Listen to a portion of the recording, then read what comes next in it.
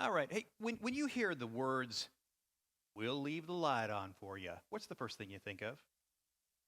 There we go. Everybody knew it. Motel 6. Tom Bodett, of course. Motel 6. I figured most of us would get that. The slogan has become one of the most successful advertising campaigns ever. Why would be the question. Why? Well, the answer is simple. The slogan says, we want you here. You are welcome here. See, coming home to a dark house, that evokes, loneliness, even fearfulness, right? But then coming home to a bright house, however, there's this atmosphere of preparedness and welcome and love. There's no need to fear. You are treasured here. We're leaving the light on for you. That's a great feeling. Great feeling. I heard about a couple who several decades ago put up a tree one Christmas, and then they left that tree up with its lights on 24/7 for a year, and then 2 years, and then 3 years. And the town residents wondered, why? Why do they keep this tree on 24/7 for 3 whole years? Well, the local newspaper picked up the story. They asked the family about it, only to learn that the family had a son who was serving in Vietnam. And until their boy came home, one way or the other, until their son came home, that tree was going to remain lit. They were leaving the light on for their beloved son, for whom they feared and wanted home desperately. When there's much love in a relationship, leaving the light on, it's kind of a no-brainer, right? And the metaphor of leaving a light on, it's really at the heart of Jesus' gospel. You'll recall that humankind ran away from God in the 3rd chapter of the first book of the Bible, Genesis, of course, and not long after they ran away from God, we begin to hear hints that God has a plan to draw humankind back by the eventual coming of a person who would be able to help them overcome the darkness. That one is bringing the light. That's what we hear from the Old Testament. For instance, the prophet Isaiah wrote about that light. In chapter 9 of his prophecy, he said that the people had stumbled around in darkness for so long, and yet the light was coming. And then, later on, Jesus does arrive. And in both John chapters 8 and chapter 9, Jesus says, I am the light of the world, indicating that his light is for all of us, the light of the world for all of us. His light is for you. His light is for me. Well, today and for the next 2 weeks, we're going to see just how his light shines on us through this text that Judy read a moment ago, and its continuation, by the way, because I'm sure you noticed that it was cut short. And this text is most commonly referred to as the parable of the prodigal son. But I would actually contest that, by the way. Why would I contest that as its title? Well, because the story is of a father who has 2 sons, not one, but 2 sons.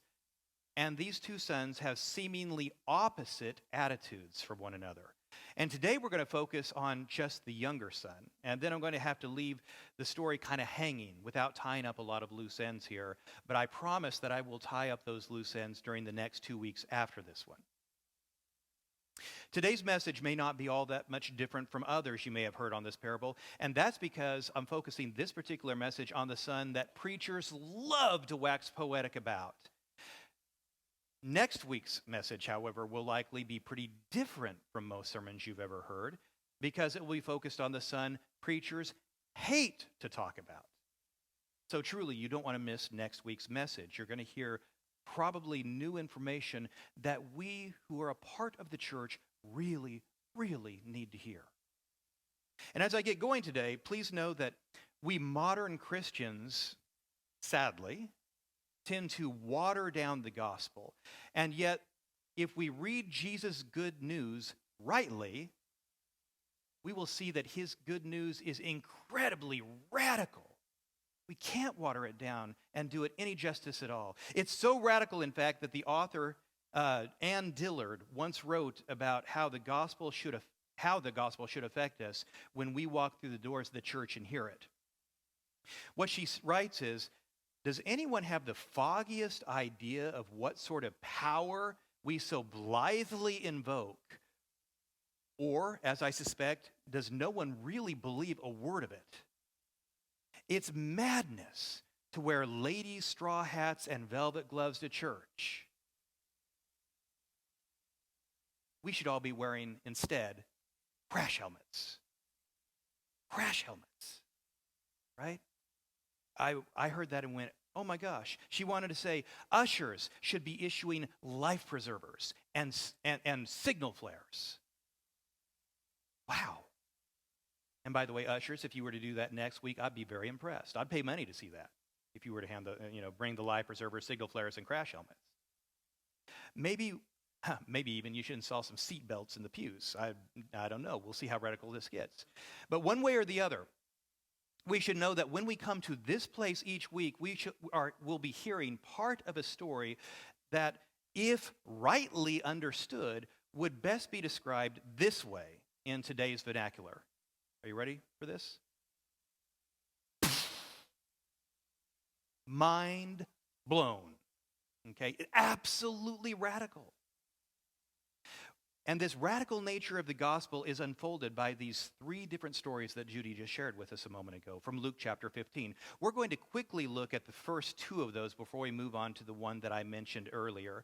But before I do even that, actually, we need to unpack the first couple of verses that she read, Luke 15, verses 1 and 2, so that we can understand the all-important context into which Jesus spoke, okay?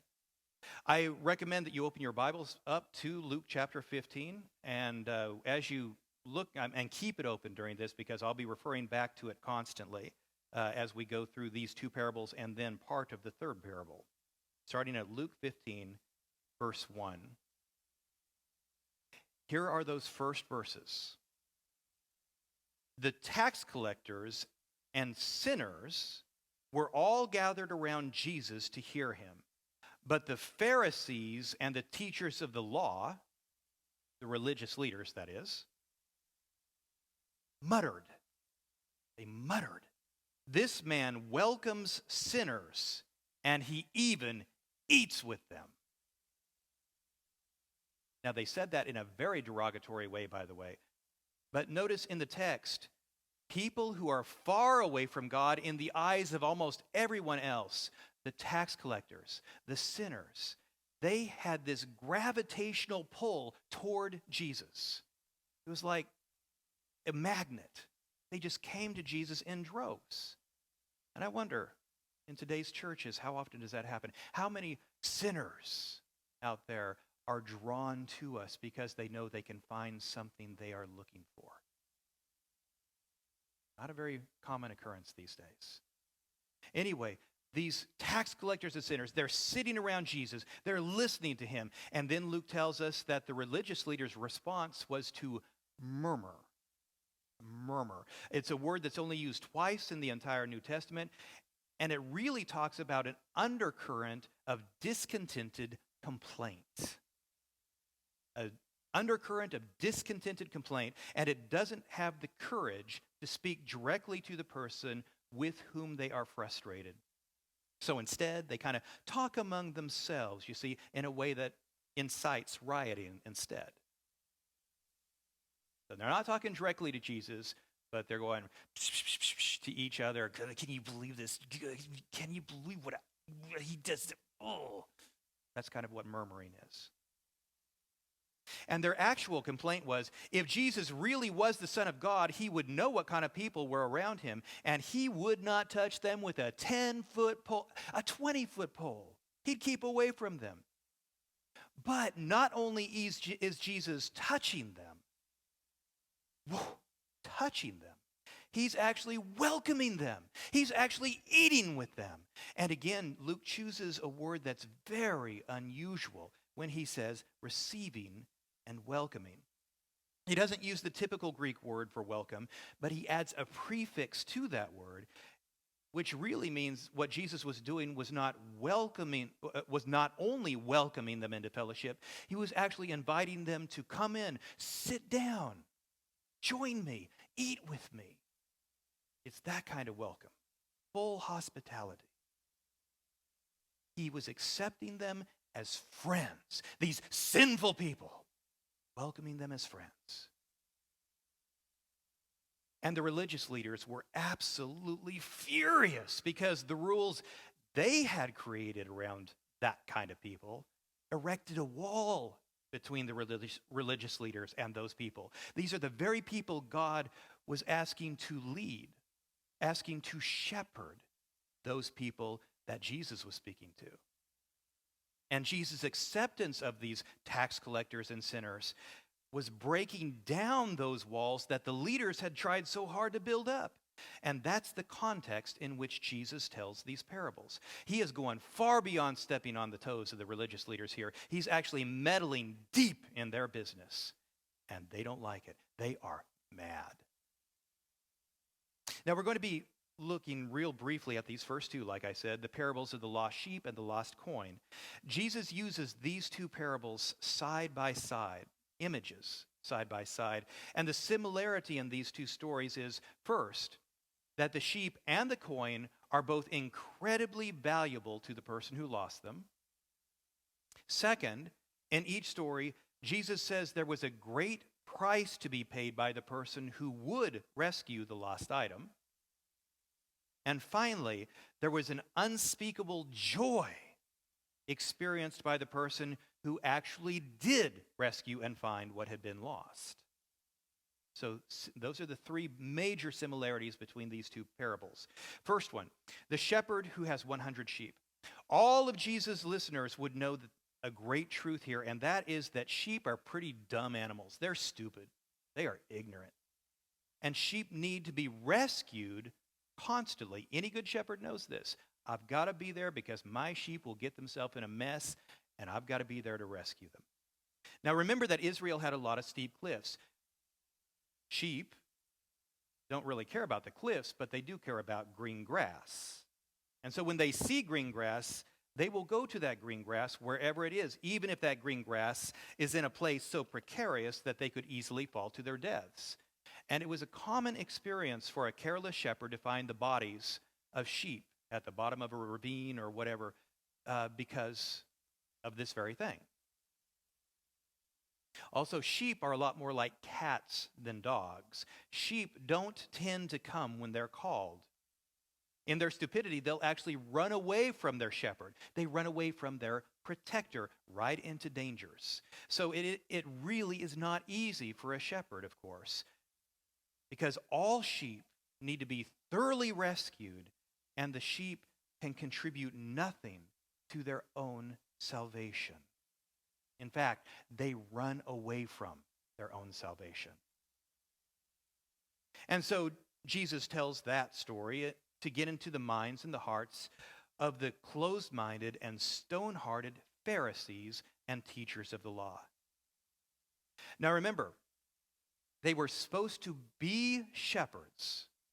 These religious leaders were supposed to be shepherds of the tax collectors and the sinners of Israel. But they didn't care about their sheep. They didn't care if they fell to their deaths. They didn't mind seeing those dead bodies on the ground. They'd actually be glad. One less person to have to take care of because they'll never get it. Wow. Jesus tells in this passage, at the end of this passage, Jesus tells them how a good shepherd feels when they rescue their sheep. And in so doing, he uses the word joy 3 times. Not only to describe how the shepherd felt, but how he invited the whole community to join him in the celebration. I found my sheep. Come celebrate with me. Let's rejoice together. He invited the whole community and says this is how heaven responds when a sheep that was lost has been found. Now, by the way, nothing is actually said at this point about the religious leaders' response. We're not sure if they get the point that Jesus is saying they're bad shepherds. I would imagine they were kind of caught up in the joyful ending of that parable, and they didn't even realize Jesus was poking at them. Guys, you're not doing what's you're supposed to do to be a good shepherd. But then, without taking a breath, Jesus turns his attention to the story of a woman who had 10 coins and lost one of those coins. Everybody would have understood that these coins were her life savings. To lose just one of those coins would be really bad for her. And when this woman realizes one of those 10 coins is missing, she is just so frantic about it that Jesus says she lights up a lamp in the middle of the day. Remember, they didn't have a lot of natural light coming into their homes in those days. She would use precious oil that costs money, and she would frantically sweep her house and search so carefully until she finally finds that missing coin. And again, twice, Jesus uses the word joy to describe what she experiences when she finds that coin. And then she invites her neighbors to come over and celebrate with her. Both cases, the sheep and the coin, come celebrate. And so Jesus has set the groundwork, and really everybody can appreciate the message of these two joyful parables. But now verse 11 comes along, and Jesus turns his attention to this final story, which has some similarities to the previous two stories. But now they'll know that the stakes are a lot higher here because it's not a sheep here, it's not a coin here, but here's how it starts. There was a man who had 2 sons. So 100 sheep. One was lost, then found. Rejoicing! 10 coins. One was lost, then it was found. Rejoicing!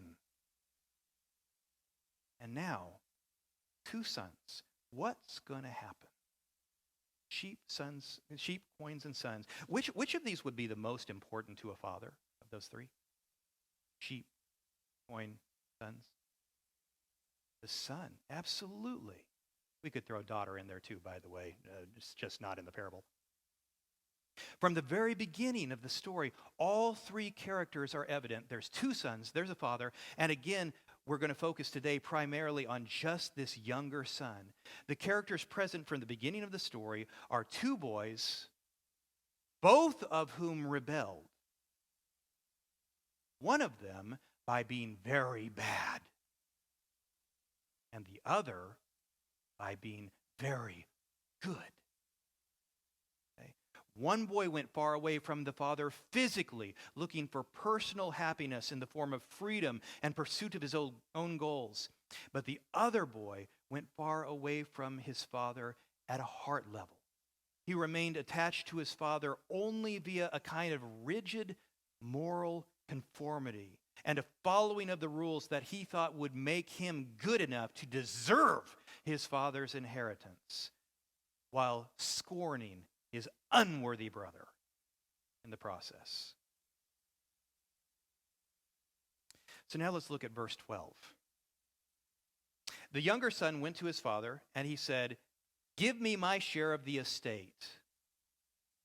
And at those words, all of Jesus' listeners would have audibly gasped. Because culturally speaking, this would be utterly unthinkable. It was tantamount to saying, "You are dead to me, Dad. I want my inheritance now."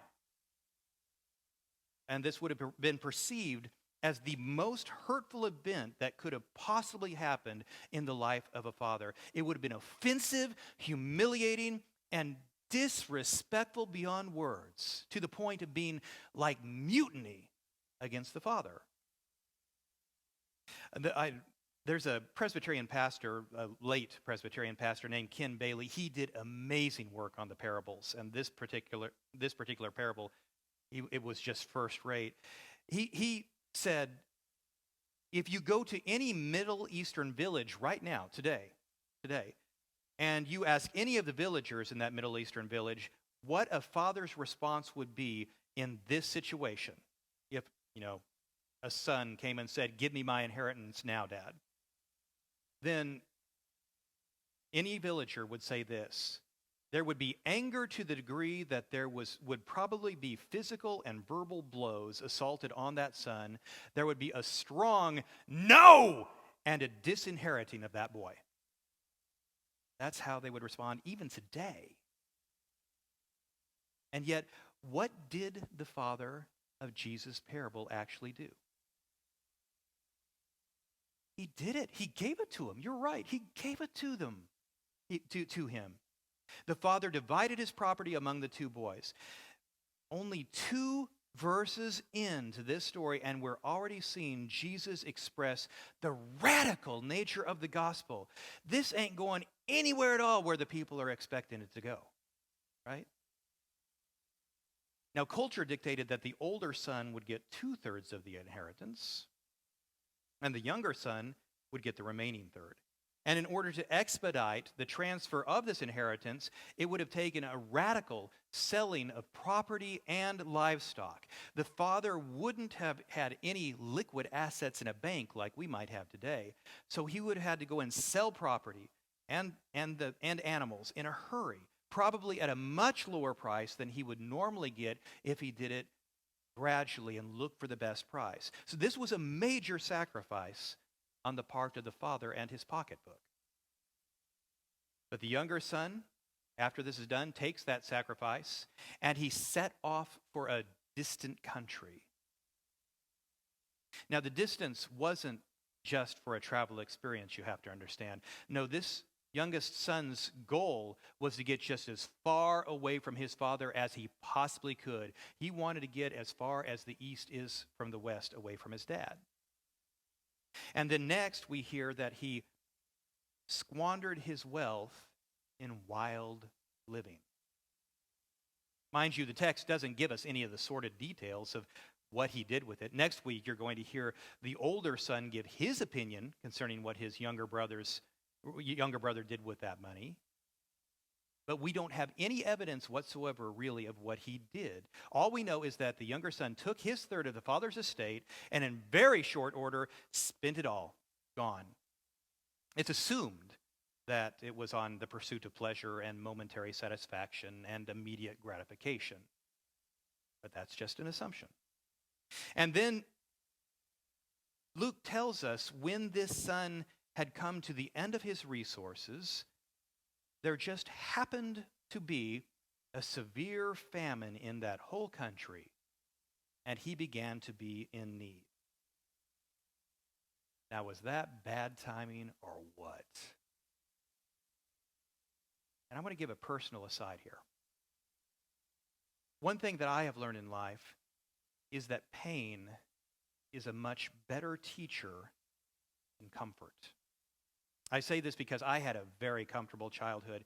My parents shielded me from almost all the pain of the world. I didn't know there was such a thing as pain in the world, really, when I was growing out. So when I actually got out into the world, I discovered that real life holds a lot of storms. Real life holds a lot of trials, a lot of cesspools, a lot of pain.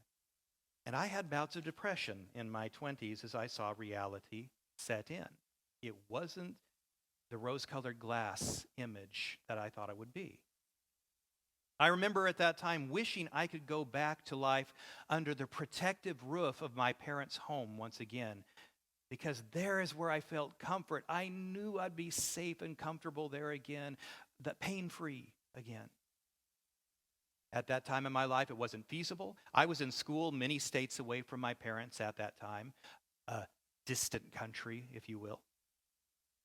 And yet, during that time, I learned one of life's greatest lessons, and that is that pain is very often where we find God. I'd always believed in God, mind you, but as long as I was protected by my parents, they are the ones I always turned to. I didn't turn to God. See? Now, it took the distance of my parents combined with the pain of real life to force me to seek him. And eventually I did find him. And now because of that, I don't fear these cesspools of life like I once did. Not that I'm invulnerable. I still feel lots of pain when something bad comes, just like anybody else.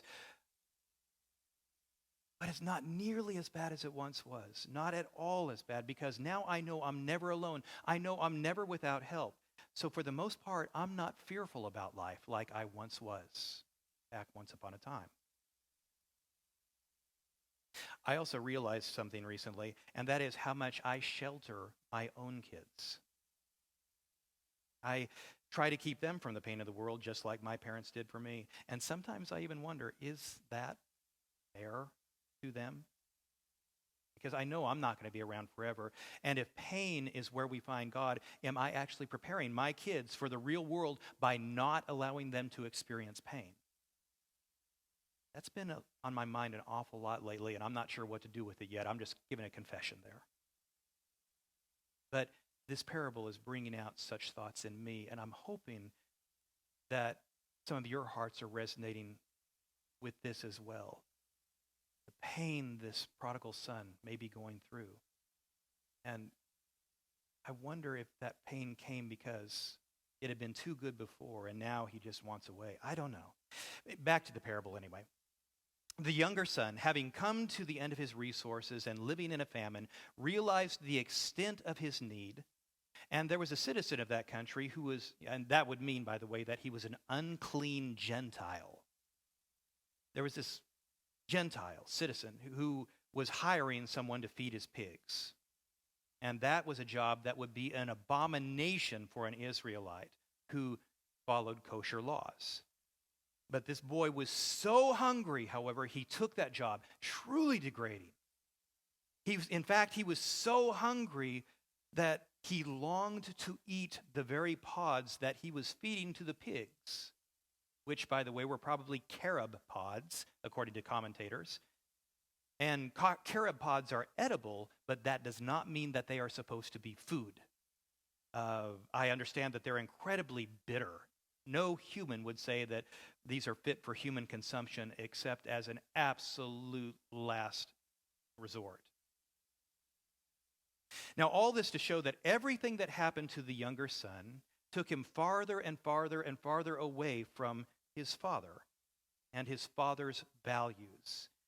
And you must know, Jewish values said, this boy can't return home. He is gone. He is dead to the village that he came from. He broke tradition. He humiliated his father. He hung out with Gentiles. He blew his fortune. He wrestled pigs. No way can he come back.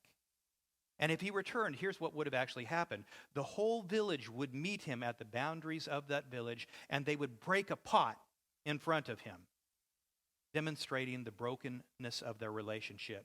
This would visually demonstrate that he was no longer welcome in that village ever again. And every one of Jesus' listeners knew that this was the way of their culture. Verse 17 is a turning point of sorts for this younger son. There we hear that this young man comes to his senses. That's good, of course.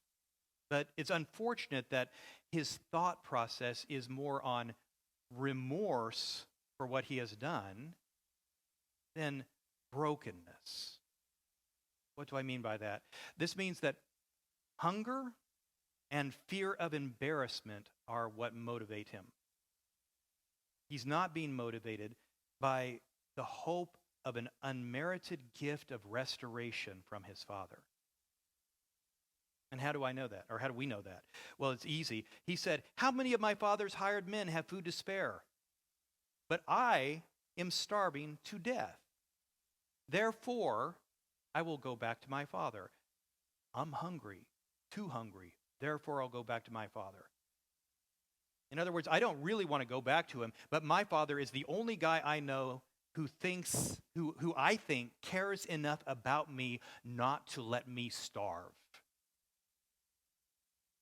Have my best shot at his good graces, then I'm going to give this little speech to my father. He said, Father, I have sinned against heaven and against you. I am no longer worthy to be called your son. Make me like one of your hired servants so I can make a little money and survive. Now, to Jesus' listeners, that probably didn't sound like too bad of a plan. I will go. I will grovel at my Father's feet. I will beg for forgiveness. I will ask to be treated like a servant, the lowest level, you know? See, this younger son, he's still thinking of love as a conditional thing. He's not yet seen himself as a son who is loved without having to earn it. His heart is so far from having such love for anyone else that he can't recognize that incredible love when it's offered to him from someone else. Nonetheless, however, the younger son goes back to his father, fully intending to give that speech. And sadly, I can't tell you what happens next. What happens when he goes back to his father, because that story belongs to the messages of the next couple of weeks. But I can tell you this. Somewhere between his rehearsed speech and what happens when he actually meets his father, he drops off the last half of his rehearsed speech. And he says to his father, I have sinned against heaven and against you. I am no longer worthy to be called your son. But he completely leaves out the part that says, make me like one of your hired servants. AKA, make me like somebody who has to follow enough rules to earn favor back. That part of the rehearsed speech, it never leaves his lips because of what happens in his father's presence.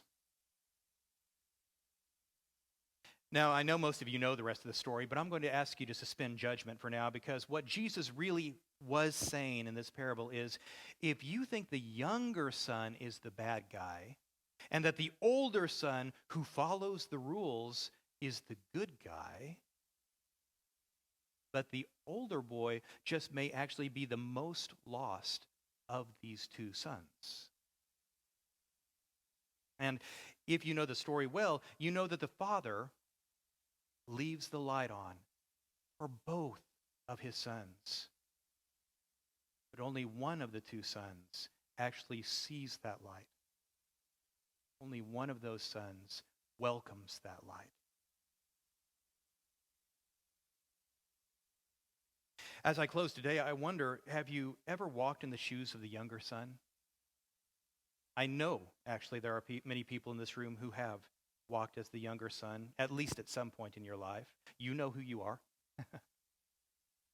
If so, you're really going to want to be here a couple of weeks from now when we discuss what is in the heart of the Father, third character that I'll be speaking of. You'll even be offered an opportunity to return to him through a beautiful ceremony known as a reaffirmation of the baptismal covenant. So please don't miss 2 weeks from now.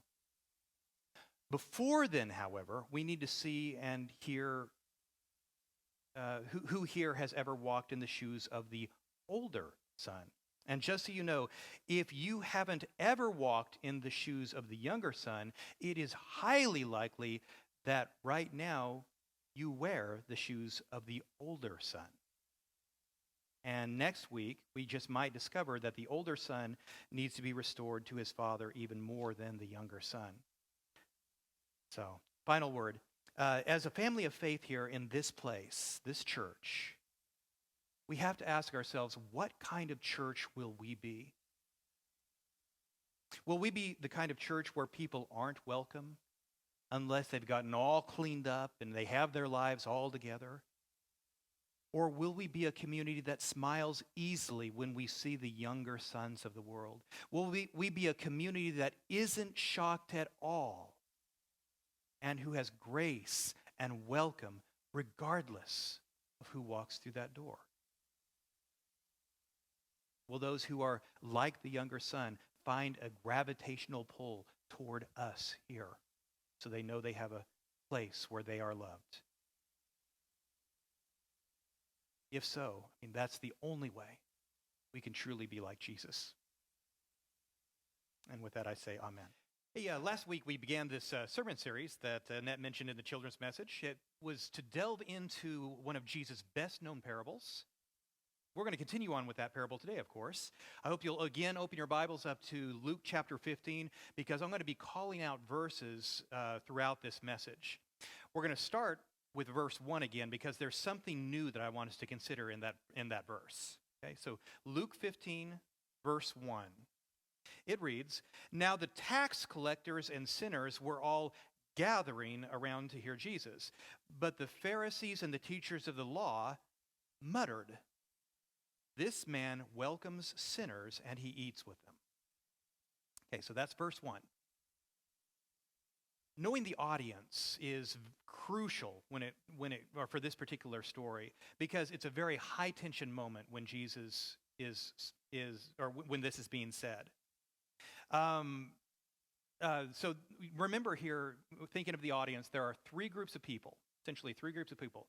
Group number one is Jesus. He's kind of a group of his own. We'll call him a group. Number two, there's these people who are kind of obvious sinners. These are the spiritual losers. Okay? And then there's group number three, and that's the Pharisees and the teachers of the law, aka the religious leaders.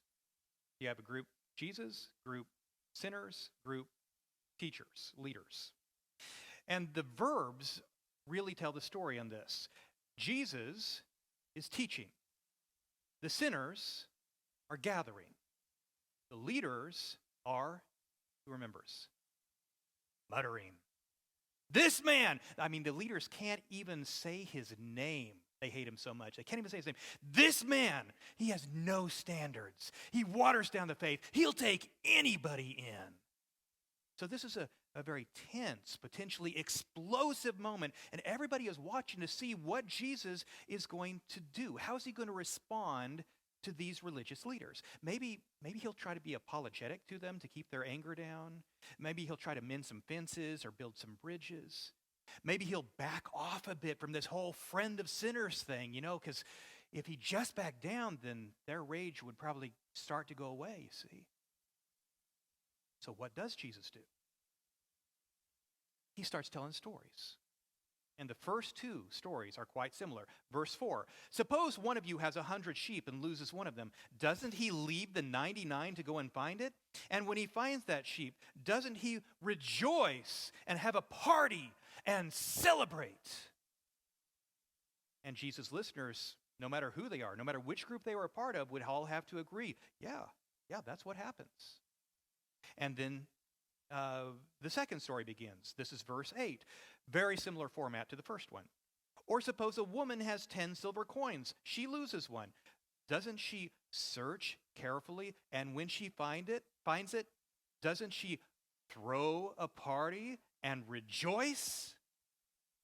And again, whichever group they were a part of, they would have to say, yeah, that does sound about right. And all the listeners, though, could grasp the meaning of these stories. Jesus is being somewhat provocative, even confrontational here. The sinners, they're hearing these stories and they're saying, hey, that's me. I was that lost sheep. I was that lost coin. And now Jesus is saying, I've been found. Jesus is saying, now that I've been found, heaven is celebrating. Heaven is rejoicing. Wow! And Jesus, for his part, he is very clearly claiming here to be the very one who is searching. He is like that shepherd. He is like that woman. And he celebrates when what was lost has been found. Here, he's actually saying to the religious leaders, not only do I not apologize for accepting these people, I tell you their very presence here today is evidence that God is at work right here, right now. And let me tell you, that would have ticked off the religious leaders in a major way.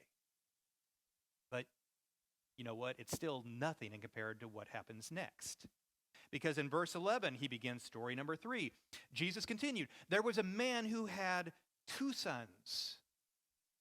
Now, the younger son, you'll recall from last week, since we talked about him, he was the rebel. He demanded his inheritance from his father. He squandered that inheritance with wild living. He hits rock bottom with no options, gets desperate, and so he decides to do what? Who remembers? He He went back home. I mean, he had to think about it. I know that I'm in trouble here, but the only thing I have left, I'm at the end of my rope. Only thing I can do is go back home. And if he kicks me out again, he kicks me out again. But I'm going to go back home. And then when he does go back, we didn't read it last week, so I know people have read this parable before. What was Father's response? He rejoiced. He was watching from afar. He ran as fast as he could, and he hugged his son. He wouldn't let his son get all the words out that his son had promised to, or had planned to give. Come on, let's throw a party. And that's what happens. Just like the parable of the shepherd. Just like the parable of the woman, Dad throws a party. And a moment ago, who did I say that the shepherd and the woman represented? Jesus. The shepherd and the woman. Jesus is just like them. They search, they find, they celebrate. Jesus searches, he finds, he celebrates. That's the heart of God right there. The heart of the gospel is to celebrate the one who is lost and becomes found. Okay? Now, this story is often called the parable of the prodigal son, and it's named after that younger son. And prodigal, by the way, anybody tell me what prodigal means? Everybody assumes they know, but it's a rare person who actually does. I'm not trying to trick anyone here. Caleb knows. Yeah, we talked about this last time. What is it? Cat got your tongue? You got it. Recklessly spendthrift. It's not rebel, as you might think, or runaway or whatever. Recklessly, he took the inheritance, recklessly spendthrift. That is what prodigal means. And messages usually focus squarely on this first son, or the second son, the younger son. But now you're going to hear the truth of the matter concerning Jesus' original listeners. The real drama, the really explosive moment didn't begin until the second half of the parable, when the older brother is introduced. And if you thought things were tense before, and they were, you haven't seen anything yet until you hear the older brother's portion. So now remember, this audience falls in three categories: Jesus the teacher, the sinners or spiritual losers, and the muttering religious leaders. And knowing that, I'd like to ask Judy to read that part for us now. Thanks, Judy. Luke 15:25-32. Meanwhile, the older son was in the field. When he came near the house, he heard music and dancing. So he called out one of the servants and asked, "What was going on?" "Your brother has come," he replied, "and your father has killed the fattened calf because he has him back safe and sound." The older brother became angry and refused to go in. So his father went out and pleaded with him. But he answered his father, "Look, all these years I've been slaving for you and never disobeyed your orders. Yet you never gave me even a young goat so I could celebrate with my friends. But when this son of yours who has squandered your property with prostitutes comes home, you kill the fattened calf for him." "My son," the father said, "you are always with me, and everything I have is yours. But we had to celebrate and be glad because this brother of yours was dead and is alive again. He was lost and is found." This is the word of the Lord. Thanks be to God. And thank you, Judy. Let's have a prayer before I move on. Oh God, above all, our minds and our hearts are yours today. And we ask that you would teach us in this hour your purpose, your plan for us. And may the words of my mouth and the meditations of all of our hearts find acceptance before you, our rock and our redeemer. Amen. Okay, one of the marks of the genius of Jesus' stories is that if we reflect on his stories, we irresistibly find ourselves identifying with the characters within his stories. One of the ways you can learn a lot about yourself is to reflect on which character you find yourself identifying with in any given story. Try this Sunday school class was meeting. Teacher's talking about this parable with her students, and she asked them the question. There was one for whom the return of the prodigal brought no rejoicing, no laughter, only resentment and bitterness. Who was it? And you would say, the older brother. Very good. But one of the kids responded, the fattened calf. You know, he got us there. Anyway, you can indeed learn a lot from finding who you identify with in this story. And I say that to let you know that I understand the elder brother in this story very well. I get that guy. Why? Well, I do happen to be the younger of two brothers, but in our youth, I was far more like the older brother of this story than the younger brother. My older brother was actually more like the younger brother in this story. He played the prodigal in our family. He questioned and backtalked our parents. He bent the rules whenever possible. He dated girls of questionable morals. In fact, I'm pretty sure he dated all the girls with questionable morals. And I saw how distressed my parents were by his actions. And I made it my goal to make sure that my every action would be driven by this question. Will this please my parents? Also, will the teachers in my life and the other adults in my life think well of me? See, to do the right thing and to say the right words and to have people think well of me, that was just as important to me as surely it was to the elder brother who, stayed home and did what he was told and worked hard and pleased his father, right? I was just like him.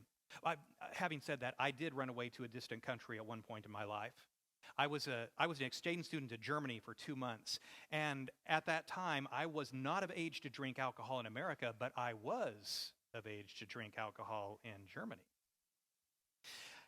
They made me sign a contract in America saying, because I am not of age in America and I am an American citizen, I will not drink alcohol when I am in this other country where it is legal.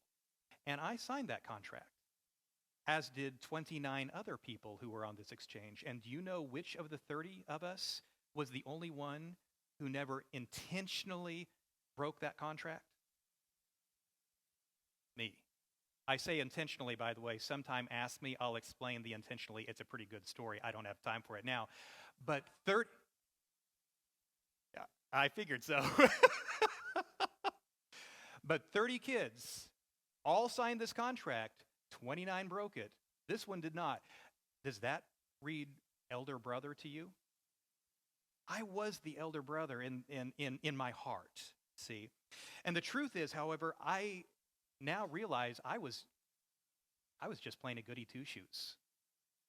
That's it. I was goody two-shoes. I would never acknowledge, even to myself, that there was something deep inside me that actually envied my brother, that envied all the prodigals around me. I had prodigal desires out the wazoo. They were inside me, but I wasn't about to let those desires show. I just didn't want to be judged. But inwardly, I judged all the prodigals, right? And the irony is that the first commandment is the commandment to love, but my internal judginess, it made me spiritually sicker than the people I was actively judging. So I really do get this older brother. We are talking today in this character, the older brother, about me. And maybe some of you, if you think about it. I say this because when you cease to be the younger brother, when you decide that you're going to take faith and obedience seriously, when you commit your life to God, one of two things is going to happen. Either you start to become more like the father, or you start to become more like the older brother. Only two options. And God loves us way too much to let the latter happen. He doesn't want us to be like the older brother. There are just too many Christians who believe that to be Christian is to be like the older brother. Cold, smug, arrogant, a know-it-all. And oh, so self-righteous. And today we need to get really clear on what's wrong in the heart of this elder brother. We need to really grasp the difference between elder brotherism on this hand and Christianity as following Jesus is meant to be on this hand. Okay? And if there is any elder brotherism going on inside any of us here today, we need to ask God, to help us identify where it is and to help us remove it from our hearts. Otherwise, all we do is make the church toxic to the world around us. And it also sucks the life out of us as well. So let's take a look at this story. Everything Jesus has said up to this point, about the younger brother and his rambling, or his wanderings, everything that has happened up to this point has been building up to this part of the story. Jesus is there. He's surrounded by sinners. And then slightly further away from Jesus are those really prideful and arrogant people who perceive themselves as super righteous. That's the religious leaders, right? And Jesus tells about this older brother who perceives himself as righteous. So just who do you think Jesus meant the super righteous older brother to represent? The teachers. I mean, it's clear as a bell. Absolutely clear as a bell. He's talking about the religious leaders. Now, this gathering that he's talking about with the parable of the prodigal son, it was an event that would involve the whole village. Theirs was a very communal society, and this family was one who obviously had a great deal of money. They had a lot of resources, and we know this because they were actually to kill the fattened calf, one calf, and for just this one occasion. If you could kill an animal for just one occasion and to throw a party, man, you had a lot of money. That wasn't something that just anybody could do. And if everything was as it should have been in the heart of this older brother, when he heard that partying going on, he would have immediately gone inside. But he didn't. Instead, he learned that his brother had returned, and he became angry, and he refused to go in. And this brings us to the very first mark of what I'll call an elder brother kind of heart, an elder brother heart. And that is a chronic tendency to resent others. Chronic tendency to resent others. The elder brother resented the younger brother for leaving, and then he resented him for repenting and coming back, and then he resented his father for embracing the younger son. So what do you think? When you are resentful, and I know you are sometimes. You know how I know? You're human, okay? You are resentful sometimes. When you are resentful, do you tend to be joyful? Joy isn't a word I would use around somebody who is resentful. They may kind of like it. I'll mention that in a second, but joy isn't it. All three parables thus far in Luke 15, however, have this community-wide, joyful celebration. And the only character, the older brother, is the only character in all three parables who refuses to join the celebration. And this was far more serious precisely because the character was the older brother. And here's why I say that. In that culture, the oldest son would have a formal responsibility to mingle with the guests at a family party and make sure that everybody was comfortable, that they had enough food and everything. The oldest son would be kind of like a semi-official head waiter at a party like this for the community. This is what an honorable family would do. It's their way of saying to guests, you are so important to us that our own son will be serving you. That's how important you are. And notice the elder brother in this story absolutely refuses to do his job, refuses to take part in his formal duty. Now consider that when the younger son heard his dad, he did it privately. I want my money, Dad. I want to leave. But here the older son deliberately chooses to expose his father to a public humiliation. I ain't going to do what I'm supposed to do, Dad. The older son is insulting his father more openly, more defiantly, more cruelly than the younger son ever even considered doing. Now, I don't want to say too much about the father at this point because his story comes next week. I will say, though, that he does not respond at all like the average Jewish father would here. Rather than immediately disciplining or even disowning this rebellious older son, the father actually comes out and pleads with him. Come to the party, son. It's not too late. Come on, please, be a part. And still the son refuses. And truthfully, again, this son, he kind of likes the feeling of resentment inside. Again, it's not joy that he's feeling, but resentment somehow comforts him. And it's really a strange thing for us people. We like being resentful. Somehow, resentment makes us feel better. Look at how mistreated I am, we think. I'm the victim here. And resentment feeds our sense of self-righteous superiority. They're wrong. I'm right. Everybody should know it. Ugh. Right? Do I do that well? Ugh. Thank you. Lots of practice. No. But that's what's happening in a resentful heart. So in the story, there's this party going on inside. And Jesus, through the story, he's using it to try to teach people to offer grace, to let go of resentments and live in a community that says, I accept you. But the older brother just sits outside and he pouts. Not fair, he says. I wonder, is there a person, or a group of people for that matter, in your world who you are right now resenting, perhaps? You know, it could be a person who cheated you, someone who did you wrong, someone who didn't live up to your expectation, someone who hurt you. Or if it's a group, perhaps maybe it's a group who disagrees with your lifestyle, or a group who disagrees with your politics. There's a big one for today, and you disagree with theirs as well. They're out there, and you're actually kind of savoring the resentment that you have toward them. The question for today on this one is, will you let it go? Will you forgive? Just forgive. And will you, if you have a hard time doing that, ask God to help you. Ask God to help you forgive them. It's really necessary to get rid of that resentment in the heart.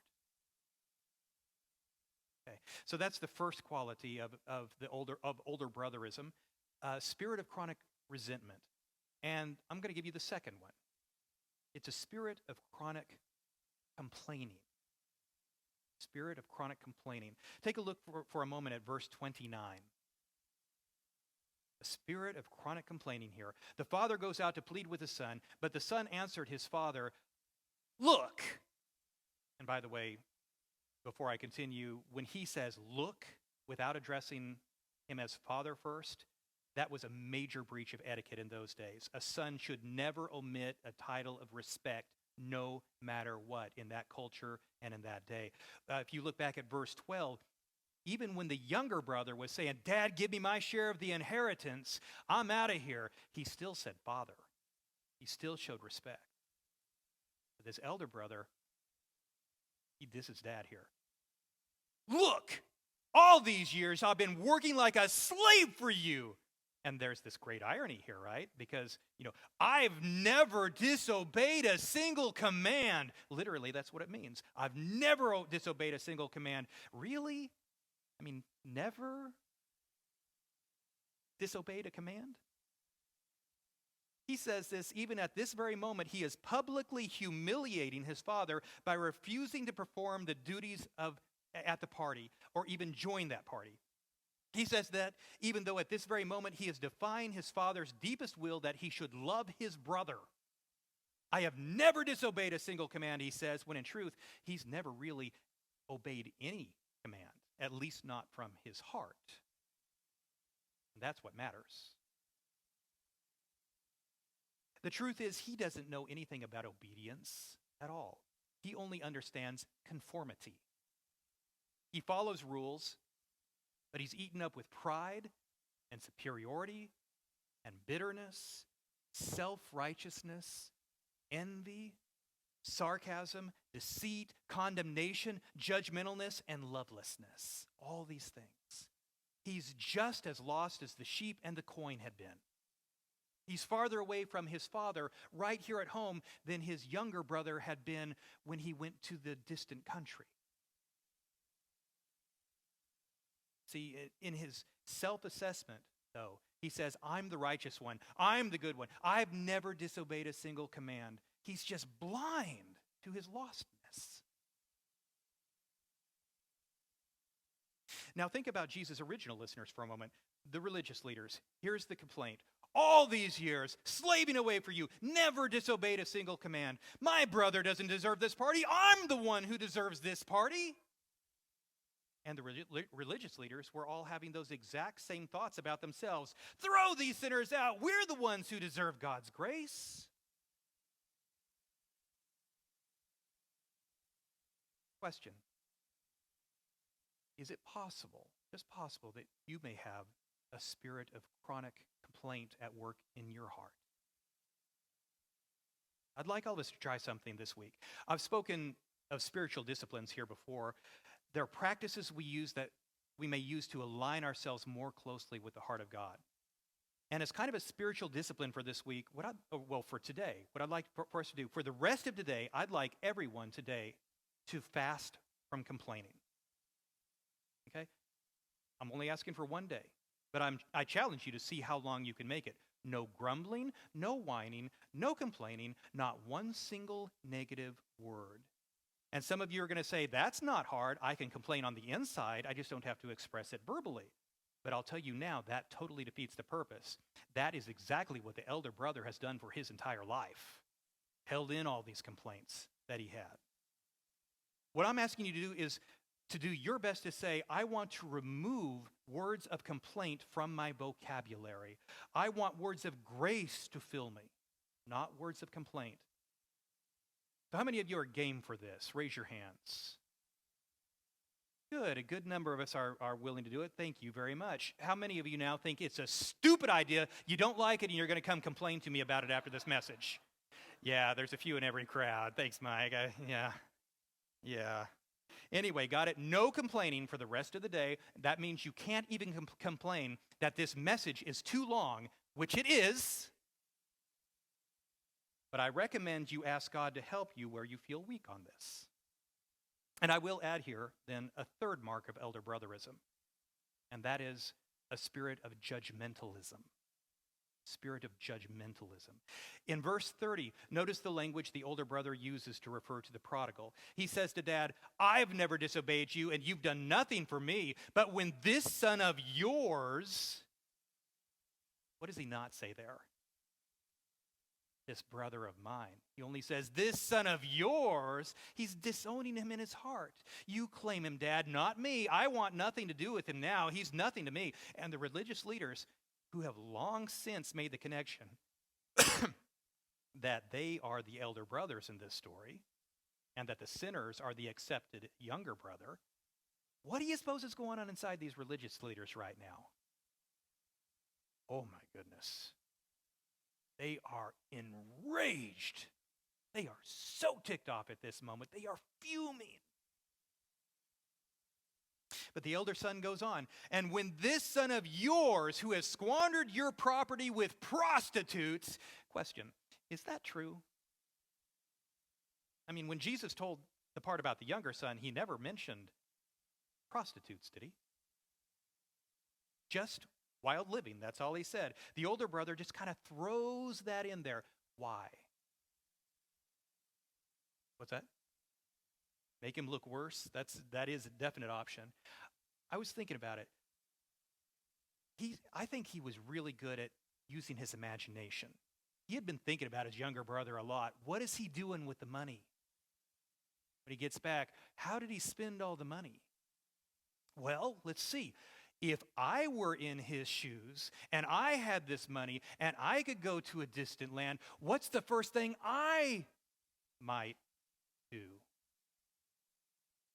He runs off and he uses it all on prostitutes. What do you think might have been in the older brother's mind if he had been the prodigal? Because this is a weird thing about the human condition. There is not nearly as big a difference between the rebel and the rule keeper as the rule keeper would like to believe. Say that again. There is not as big of a difference between the rebel and the rule keeper as the rule keeper would like to believe. See, deep within him, this elder brother kept his desires in check, but they were still there. They were in his heart, eating at him, envy of his brother. And it is so much easier to judge his brother than to judge himself. Tim Keller, in his book, The Prodigal God, he has a line in there that really worked on me. It's about this parable, obviously. He said, "It is natural for younger brothers to think older brotherness and Christianity are the same thing." Again, it is natural for younger brothers to think older brotherness and Christianity are the same thing. A huge barrier between people in our society and Jesus is so many people outside the church think that many churches are filled with older brothers. You know why they think that? Because there's a lot of churches out there who are filled with older brothers. I mean, as I've said, I have a lot of older brother in me. How about you? And that's why it's so important that we get really clear that older brotherness and following Jesus are as far as the east is from the west apart. But they can look so similar to each other because externally there seems to be so much avoidance of certain kinds of misbehavior, and there's so much piety and religious knowledge and all that kind of stuff. But here's the deal. Elder brotherism has no grace. No grace. It's filled with judgmentalism and all these other kinds of problems. And yet, truly following Jesus is full of grace. He finds the lost. He brings them back. Celebration, grace. And here's the weirdest thing about the story, by the way. The younger son, he knows his spiritual condition. The younger son knows it. He knows that he's eating pig pods out of a trough. He knows he needs grace because he actually formed the words, "Father, I have sinned before God and before you.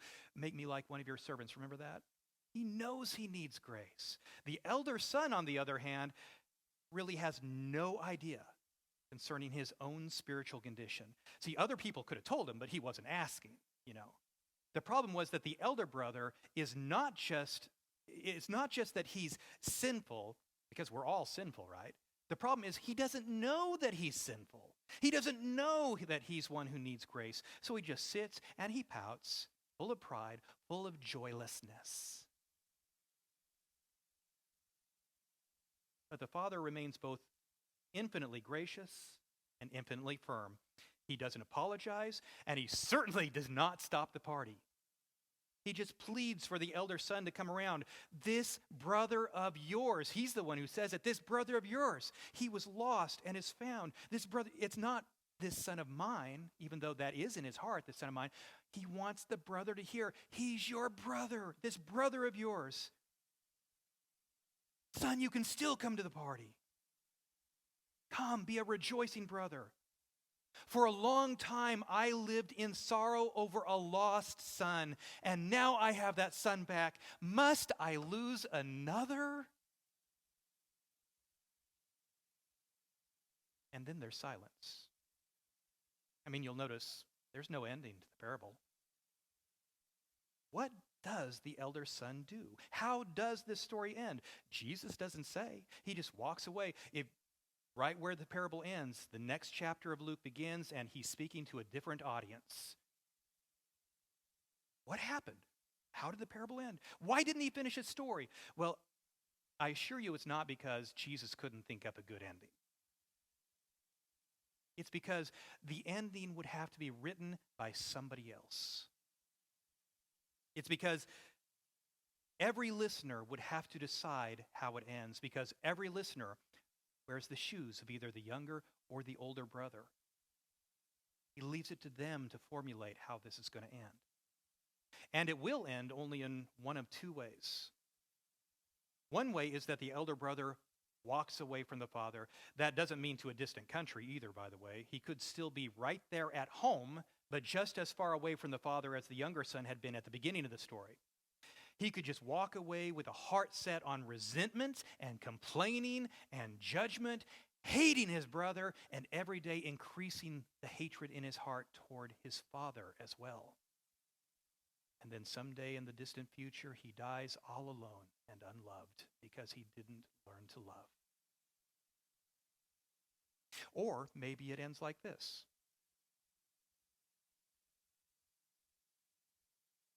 And the elder brother fell to his knees, and his hard heart was broken, and he began to weep before his father, and he begged his dad to forgive him and to take him back.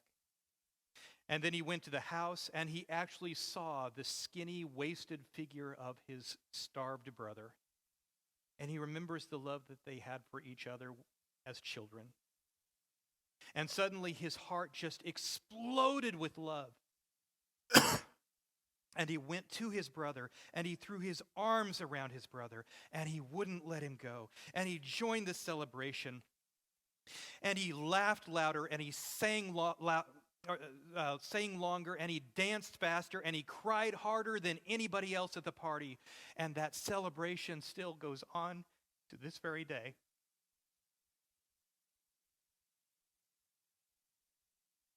So how do you think the story ends? Amen. Well, today we are finishing a series on concerning a story that Jesus told, usually called by the name The Parable of the Prodigal Son. And having said that, today we are going to rename that sucker.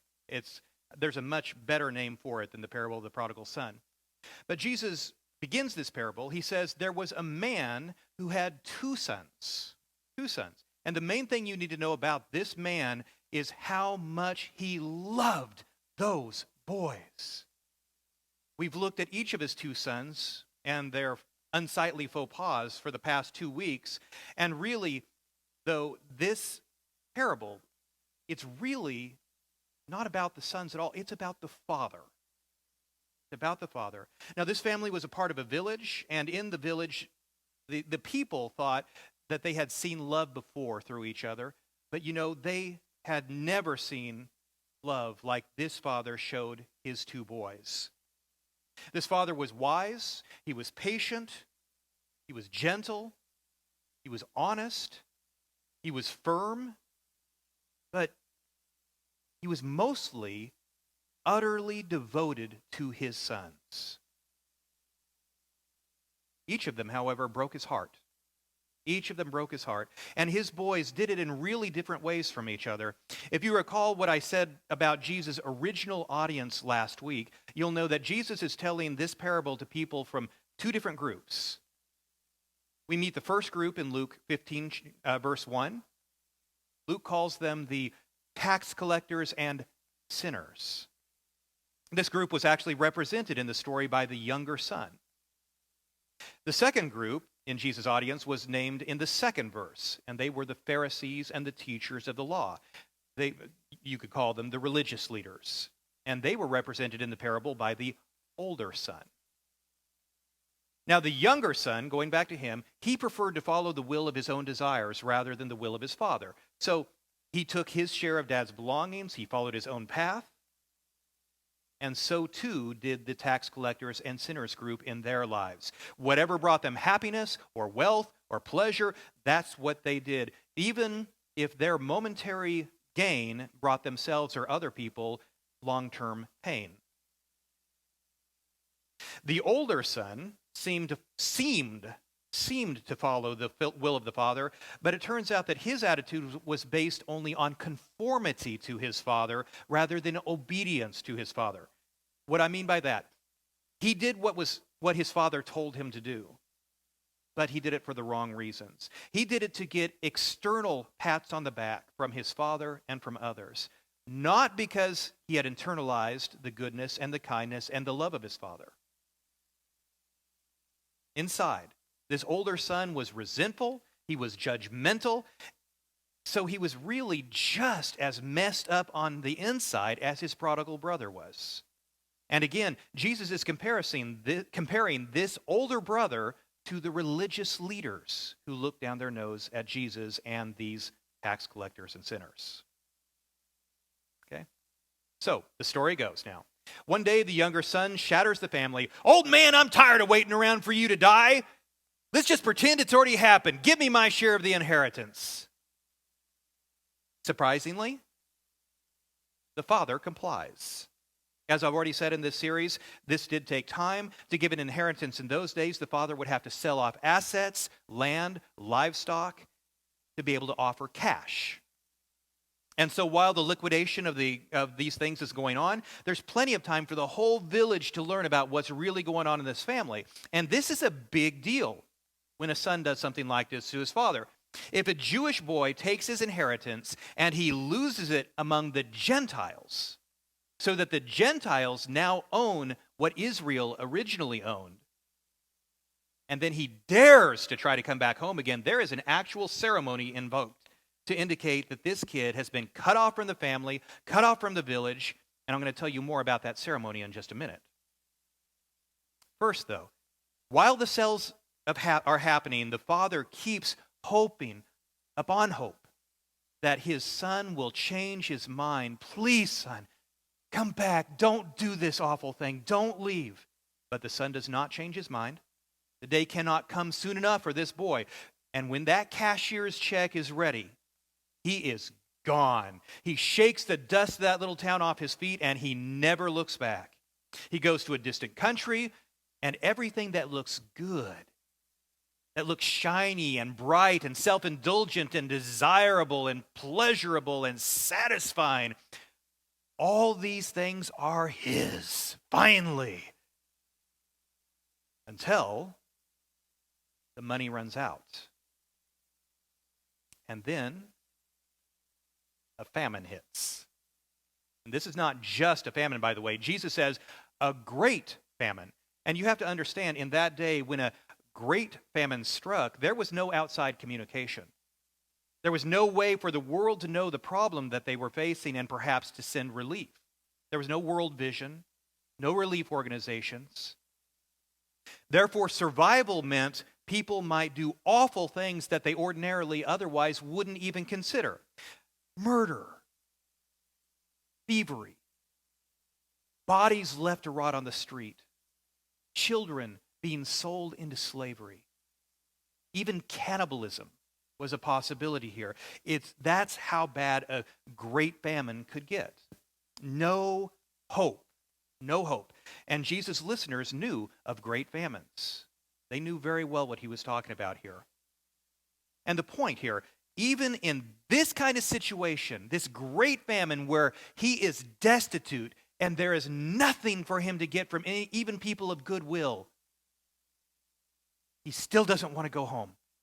He doesn't even consider it until he is at the very brink of death. And why not? Because he knows what's waiting for him if he does go back home. Because here's the ceremony I mentioned a minute ago. When a Jewish boy squandered his inheritance among the Gentiles, if he dared to try to return home, the entire community would gather together, and as a symbol of how destructive he had been, how he had broken his relationship with that community, and broken his family, and broken his father, that community would take a pot as a symbol of his life.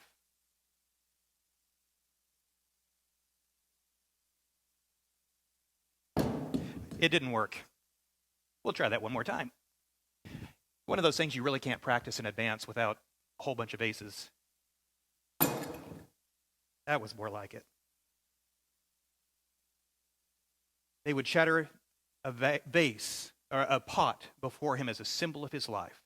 And it's a visible way of saying, you have broken everything that is good. You have broken trust. You have broken community. You have broken the heart of your Father. Your damage is beyond repair. May this pot be a symbol of your brokenness. Let these broken pieces of be the pieces of your broken life. You are not whole. You are not welcome. You are not family. You are cut off. And that was an actual ceremony in those days. It was called the kezazah. That's Hebrew for cutting off. Actually, could you try saying that word with me? Kezazah. Kezazah. There you go. You are kezazah, they would say. And I know that there are some people in this room who have, at some point in their lives, experienced the feeling of kezazah, being cut off.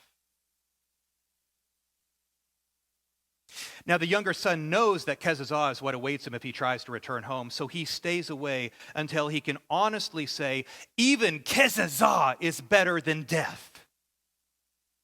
And my father, he's always been kind of different from the rest of the community. He just might allow me to stay as a hired man.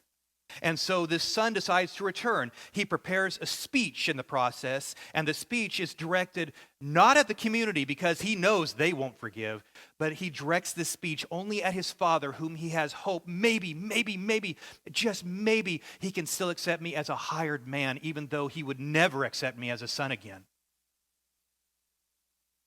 But what he doesn't know is that his father has kept the light on for him since the moment that he left. Remember week 1 of this series. We'll leave the light on for you. Tom Bodette mentioned that? Motel 6, exactly.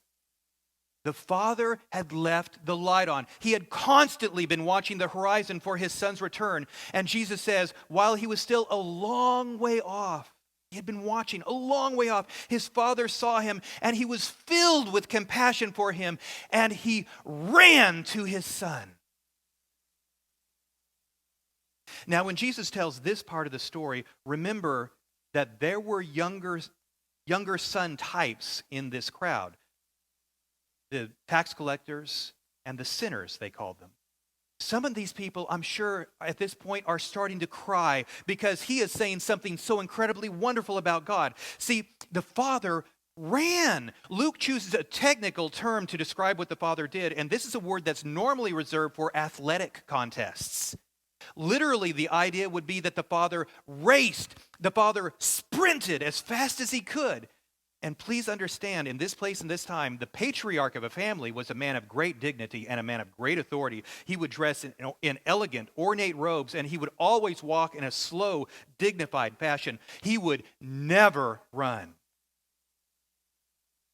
For this father to run, it would mean he would have to give up all dignity. It would mean he would have to lift up his robes and display his naked legs in public while running. Inconceivable, if you remember The Princess Bride. It simply wasn't done in those days. It was shameful, humiliating. A little boy might do that, but no father would run. But this father, he runs. And why? It's because he knows when my boy left, this village turned off that light. If anyone gets to him first, they will shove him away. That will mean kezazah for him. Shame, humiliation, and then he might run away again forever this time. I can't let that happen. I have to be the one who gets to him first. So he picks up his robe and he starts running. And people listening to Jesus' story here realize this means that the father takes on the humiliation that by all rights should have fallen on that prodigal boy. That father lets all that stuff, all that humiliation fall on himself instead of his boy. Now, of all the twists of this remarkable story that has amazed the human race for 2,000 years, this is the one that is most unexpected. How bright the father kept that light. No father would do this in this culture. The father does what no other Jewish father would do. He runs because he never stopped loving that boy, no matter how far that boy went away from home. And that boy never stopped needing his father as well, no matter how far he ran away. For you see, this, again, it is not the parable of the prodigal son. This is not the parable of the resentful older brother. This is the parable of the father who runs, the parable of the running father. That is the best name for this parable. And God is so filled with compassion for you, whoever you are, whatever distant country you may have ever run to before, whenever you've taken one step toward him, he picks up his robes, he bears his legs, he humiliates himself, and he comes sprinting to you. See, this is what he was doing through Jesus. Jesus is God running to his rebellious child. You, to me. So this father runs. He gets to his boy first, and the boy starts into his speech about how he was going to try to earn his way back into the family. But his father, you notice, he didn't hear. He just shut him up. He throws his arms around the boy. He embraces him, kisses him over and over, says, "Bring out my best robe, bring out my most expensive ring, bring out my finest shoes, kill the fattened calf." There'll be no kezazah for him. Brokenness will not get the last word. Not for my boy. The light is on. There will be music, there will be dancing, there will be feasting. There's going to be a party because my son was lost and now he's found. My son was dead and now he's alive.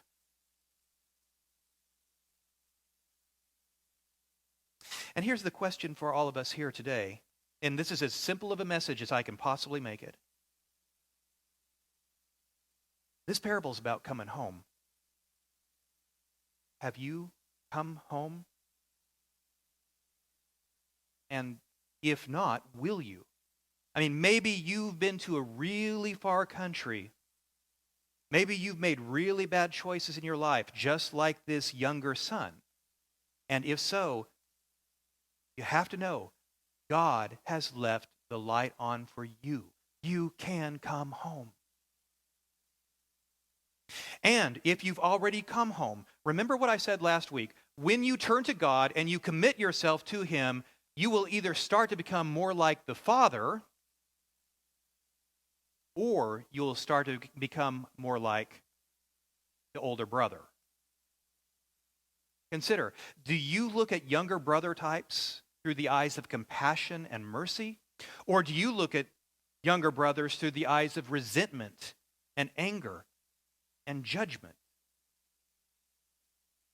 When you know the answer to that question, when you know it, you'll know whether you're more like the father or more like the older son. And our churches are just way too full of older sons. And if you are an older son today, God has left the light on for you too, and you can come home. Now, either way, often people think that they're stuck with this earning plan. You notice that the younger son prepared this speech, "Father, I'm not worthy. I've sinned before God and you, and I'm not even going to come as a son again. Just make me a hired hand, please. I'll work my way up, maybe." Often people think they're stuck with this earning plan. They think, I have to clean myself up first. I have to clean up my act. I have to impress God with some good intentions or some good works or some good deeds or some kind of track record. No. That's not the way it is. You can just come home by the grace of the Father because he is the God who runs. Jesus died in our place. He paid for our sin. Nobody, and I mean nobody, earns their way home. You can only accept what he has done for them. You can only follow the light. You can just come.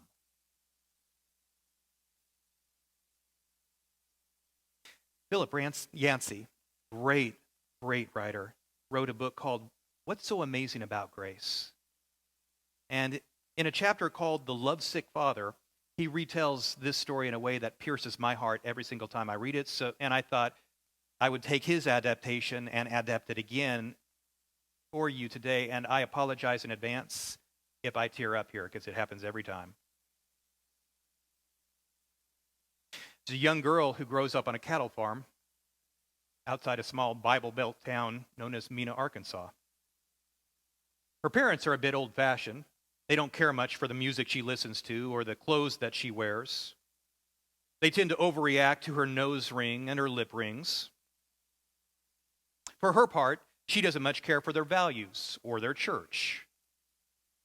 They have another argument one night, and she locks herself in her room, and when her dad comes and knocks on the door, she just screams through the door, "I hate you!" And that night, she acts on a plan that she has mentally rehearsed scores of times. She runs away. Now, she's heard much about the huge celebrations held in the Gulf City town of New Orleans. And from all the pictures she's seen from down there of the Mardi Gras, the city seems to attract people who share her adventurous personality and her fashion sense. And upon arrival in New Orleans, she finds herself much lonelier than she had anticipated. But she soon meets a man. And this guy drives the biggest car she's ever seen. And he gives her a ride. He buys her lunch. He shows her the city. He arranges a place for her to stay. He also gives her some pills that make her feel far better than she has ever felt before. And she has longed to feel really good. She decides that she had been right all along. Her parents had been keeping her from a lot of fun. And this good life goes on for a month, 2 months, a year. And that man with the big car, she called him boss, by the way, he teaches her a few things about what men like. It's a side of life that she never knew in Mena for sure. The parties, the penthouses, the gifts, the glamour. It's like being in another world for her. On rare occasions, she thinks about her folks back home, but their lives are now so boring, so provincial, that she hardly can believe that she grew up there. She has a brief scare when she sees her picture printed on the back of a milk carton with the words, "Have you seen this child?" But by now, with her changed hair color and changed hairstyle and tattoos and body piercings, no one would mistake her for a child anymore. After a year, the first sallow signs of illness appear. It amazes her when illness appears how quickly the boss turns mean. And before she knows it, he turns her out on the street. No money, no clothes, no car, no parties. And she is alone. She uses what she now knows out on the streets to get whatever money she can, but illness has given her a very gaunt and thin appearance. And the men that she entertains now are no longer wealthy. They're no longer generous, and sometimes they're very dangerous and very cruel. All her money goes to support her habit. She eats whatever she can find. She sleeps on a metal grate or a park bench, if you can even call it sleep, since she can never let her guard down anymore. One night, as she lies fearfully awake, everything around her suddenly looks different. She no longer feels like a woman in the world, but more like a little girl again. She's lost, and she's cold in a big, frightening city. Her pockets are empty. Her clothes are rags. Her stomach is hungry. She needs a fix. Her eyes are filled with tears. And then her mind, it flashes back to a single image. Her home in that small, obscure little town in Arkansas. Oh God, why did I leave? My dog at home eats better than I do now. And she is sobbing so hard, and she knows that more than anything she has ever wanted in her life, she wants to go home. 3 straight calls, 3 straight connections to the answering machine. Twice she hangs up without leaving a message, but the third time she says, "Dad, Mom, me. I was wondering about coming home. I'm catching a bus your way, and I'm going to be passing through Mena tomorrow night at 1 o'clock a.m., and that is indeed the Mena bus schedule, by the way. If you're not there, I will understand why, and I'll just keep on going. But I just wanted to let you know. The whole time on the bus, she can't turn off the questions. First, she wonders if they even got the message in the first place. And then she wishes that she would have given them more warning. She wonders if they've given her up for dead. She keeps thinking about what she's going to say to her father. And she keeps rehearsing this little speech in her mind. Dad, I'm so sorry. I'm so very sorry. I don't hate you. I know it was my fault. It wasn't your fault. It was my fault. Can you ever forgive me? And she says those words in her mind over and over, her throat tightening every time she rehearses them. She hasn't apologized to anyone for a long time. Well, the bus pulls into the terminal, and the driver says, 15 minutes, folks, all time got. So she has 15 minutes to decide her life. She can't even look out the window of the bus. She's just so scared there's not going to be anyone there. So instead, she just looks in her little compact mirror. She tries to brush her hair, and she gets the lipstick marks off her teeth. She notices the needle marks in her arms, wonders if they're noticeable. After 3 minutes of debate with herself, she finally gets up and walks to the door of the bus. And she looks out. She's imagined 1,000 different scenes in her mind. But not one of them prepares her for what she actually sees. Because she finds herself looking into the faces of a group of 40 brothers and sisters and aunts and uncles and cousins and grandparents and one leaping dog. And they're all wearing goofy party hats, and they're blowing kazoos, and they're cheering for her as though she were a hero coming home from the war. Several of them are holding balloons. Others are holding signs that say emphatically, "Welcome home!" And standing there in front of that crowd with a tear-stained face and a trembling smile is the very father whom she had told she hated last time she had seen him. She can't bring herself to look him in the face. She starts into her little speech, "Dad, I'm so sorry. It's my fault." But Dad reacts so quickly. He puts his hands on her face and he raises her eyes up to him and he begins to laugh and to cry so hard that his whole body shakes. Honey, there's no time for that. There is a banquet waiting for you at home. There is a party that's being thrown, and there is no way I'm going to let you miss it. Told you.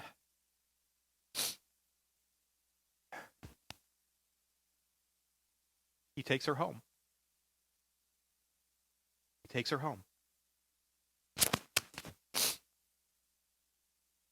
And so Jesus tells this story, and then he says,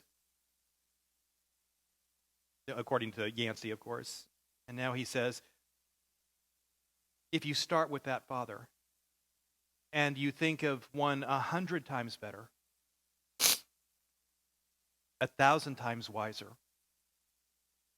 1,000,000 times more loving, then you start to get some tiny little echo of what a good God is and how much he loves you.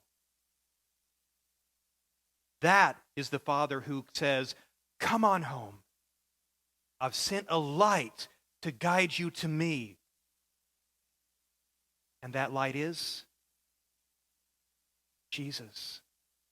I am the light of the world, Jesus says. And that light welcomes you today. The question is, do you wish to come to the light?